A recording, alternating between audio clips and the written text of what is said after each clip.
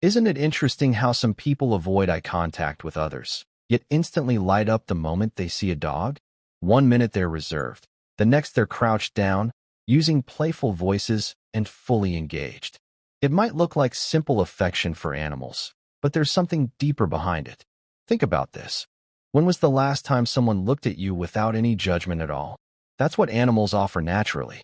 In psychology, it's called unconditional positive regard, acceptance without expectations. While people spend years learning how to give that kind of support, animals provide it effortlessly. No pressure, no hidden meaning, just a quiet sense of being accepted as you are. This doesn't mean people who prefer animals dislike humans. More often, they're just worn out by the complexity of human interaction. Conversations require constant awareness, tone, expressions, reactions, and whether you're being misunderstood. It can feel like navigating an emotional maze. With animals, communication is simple and direct. A wagging tail or a soft purr says everything. There's no guessing, no mixed signals, just presence. For those dealing with social anxiety or past emotional wounds, that simplicity can feel safe rather than overwhelming. There's also a more personal layer. Many who feel drawn to animals have experienced hurt from people. Things like betrayal, criticism, or love that came with conditions. So they gravitate toward connections where vulnerability isn't used against them. Animals don't judge past mistakes or compare you to anyone else. They accept you fully, without keeping score. Science even backs this up.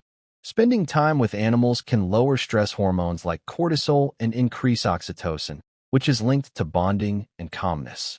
In other words, your body genuinely relaxes in their presence. So is it wrong to feel more comfortable with animals than people? Not at all. Sometimes it's simply a form of self-protection, and that doesn't make someone weak. It shows awareness of what feels safe. Different people connect in different ways. Some thrive in social environments full of energy and interaction. Others feel more at ease in quiet, steady companionship. Neither is better or worse. It's just how different minds and nervous systems work.